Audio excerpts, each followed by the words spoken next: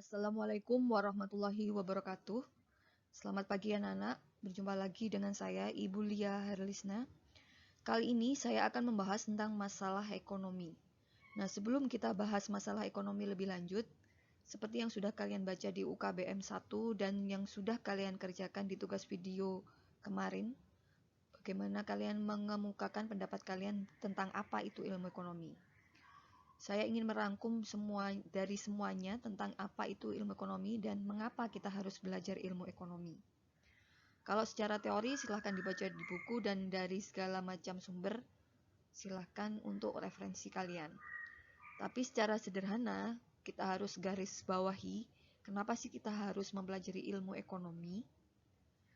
Sebenarnya sederhana, tiap manusia itu pasti punya yang namanya kebutuhan. Nah, ilmu ekonomi itu mempelajari bagaimana manusia memenuhi kebutuhannya itu.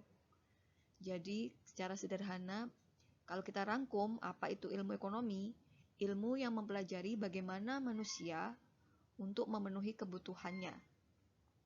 Itu tentang ilmu ekonomi. Nah, selanjutnya yang kita bahas hari ini yaitu tentang masalah ekonomi. Silahkan disimak lebih lanjut. Oke, anak-anak. Seperti yang saya bilang tadi, bahwa ilmu ekonomi adalah mempelajari bagaimana manusia untuk memenuhi kebutuhan hidupnya. Sedangkan dalam proses memenuhi kebutuhan hidupnya tadi, pasti ada yang namanya masalah atau hambatan. Nah, masalah-masalah ekonomi apa saja yang dihadapi oleh manusia untuk memenuhi kebutuhan hidupnya?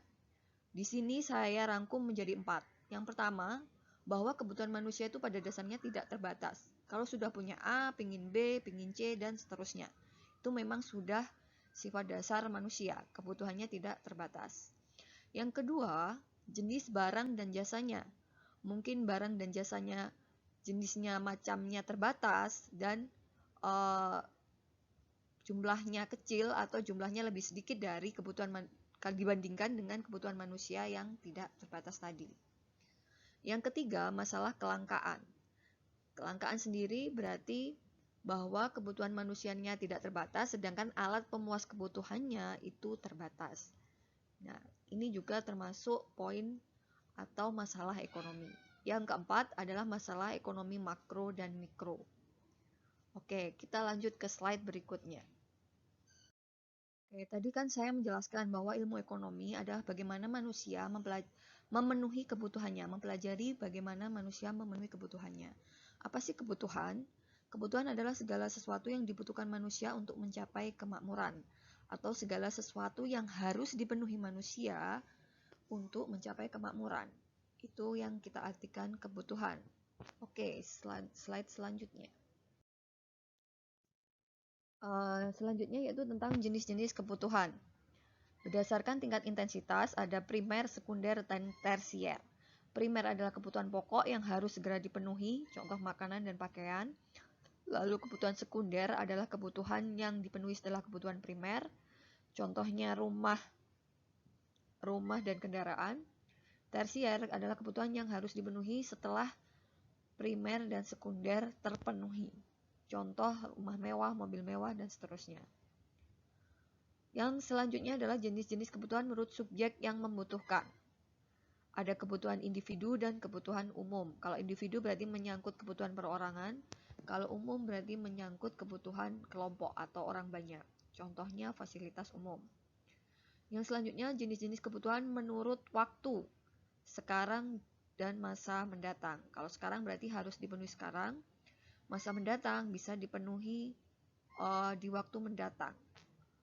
Contohnya tabungan, asuransi, dan seterusnya. Yang keempat, kebutuhan menurut sifat pemenuhan kebutuhan. Dibagi menjadi jasmani dan rohani. Jasmani berdasarkan fisik, jadi misalnya tentang kebutuhan fisik, rohani tentang kebutuhan secara rohani, misalnya rekreasi, liburan, dan seterusnya. Oke, kita lanjut ke slide berikutnya. Dalam memenuhi kebutuhannya, manusia itu dipengaruhi beberapa faktor. Faktor-faktor ini sangat mempengaruhi bagaimana manusia memenuhi kebutuhannya. Yang pertama yaitu lingkungan. Yang kedua adalah agama. Yang ketiga adat istiadat. Yang keempat peradaban. Oke, saya jelaskan dulu dari yang di atas, lingkungan. Lingkungan sangat mempengaruhi dia berada di lingkungan yang seperti apa. Itu menentukan bagaimana atau apa kebutuhan manusia di lingkungan tersebut. Agama itu juga mempengaruhi. Misal, kebutuhan penganut agama Islam dengan penganut agama Hindu pasti berbeda. Mungkin kalau penganut agama Islam, kebutuhannya alat sholat, sajadah, dan seterusnya. Kalau agama Hindu, kebutuhannya untuk, biasanya kalau orang Hindu kan beribadahnya dengan menggunakan sesajen dan seterusnya. Nah, agama juga faktor yang mempengaruhi kebutuhan. Yang ketiga, adat istiadat. Indonesia kan dibagi dengan beberapa provinsi dan budaya, dengan beragam budayanya. Nah, adat istiadat sangat mempengaruhi bagaimana manusia memenuhi kebutuhannya. Orang yang tinggal di daerah Irian dengan orang yang tinggal di daerah Jawa seperti kita, itu pasti kebutuhannya akan berbeda. Maka adat istiadat mempengaruhi kebutuhan. Yang keempat, peradaban. Ini hampir sama dengan adat istiadat. Peradaban daerah yang kita tinggali atau daerah tersebut juga akan mempengaruhi kebutuhan. Oke, lanjut. Yang selanjutnya itu jenis-jenis barang.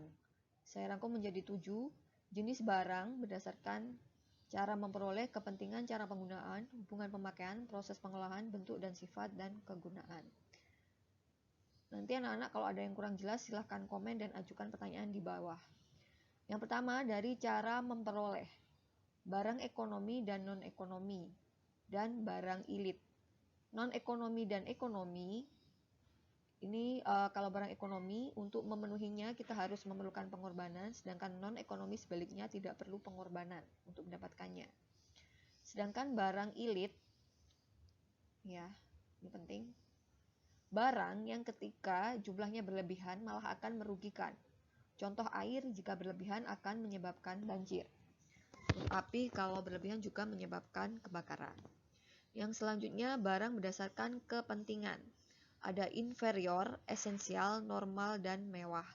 Mungkin yang perlu saya jelaskan yang inferior ini ya. Barang inferior, barang yang pemenuhannya akan meningkat ketika tingkat pendapatan seorang meningkat. Contoh, dulu dia bekerja dengan gaji 500.000, mungkin cukup beli sandal dengan merek yang seadanya.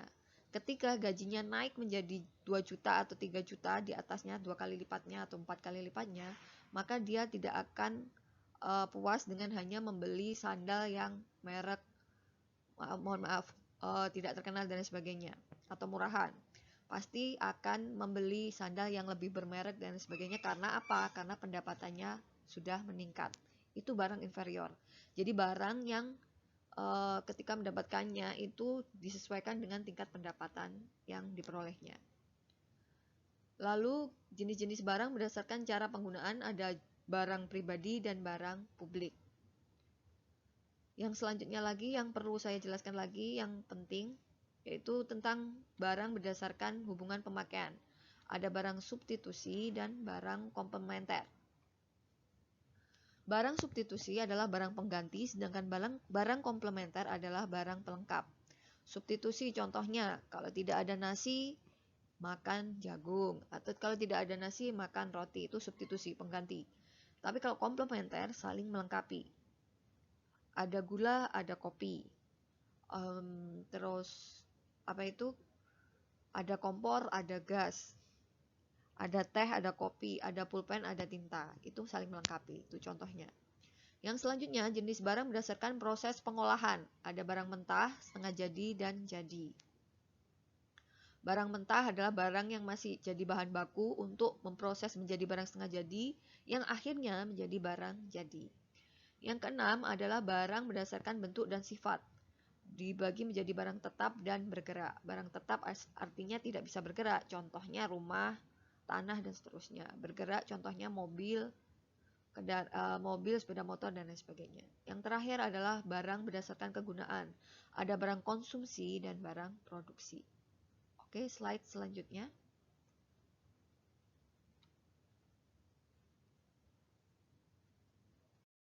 Yang selanjutnya adalah kegunaan suatu barang. Ada kegunaan bentuk, form utility, tempat, place utility, waktu, time utility, milik, ownership utility. Seperti yang saya bilang tadi, masalah ekonomi adalah masalah kelangkaan. Apa itu kelangkaan? Kalau artinya secara bahasa Inggris adalah scarcity. Kesenjangan bahwa manusia memiliki kebutuhan yang tidak terbatas, sedangkan alat pemuas kebutuhannya itu terbatas. Penyebab kelangkaan sendiri ada 4 faktor: kerusakan sumber daya alam yang sulit diperbarui, keterbatasan kemampuan manusia mengolah sumber daya alam, dan peningkatan kebutuhan yang lebih cepat dibandingkan penyediaan sarana kebutuhan. Yang terakhir tentang masalah ekonomi mikro, yaitu ada 3, what, how, dan for whom. What adalah apa dan berapa barang yang diproduksi. How itu bagaimana barang itu diproduksi. For whom atau whom untuk siapa itu barang diproduksi. Jadi nanti kalau ada yang bercita-cita menciptakan suatu produk atau menjual suatu produk harus memperhatikan 3 masalah ini. What, apa dan berapa, how, bagaimana, dan for whom, untuk siapa itu barang diproduksi. Oke anak-anak, itu penjelasan masalah ekonomi saat ini atau hari ini. Silahkan kalau ada pertanyaan, komen di bawah.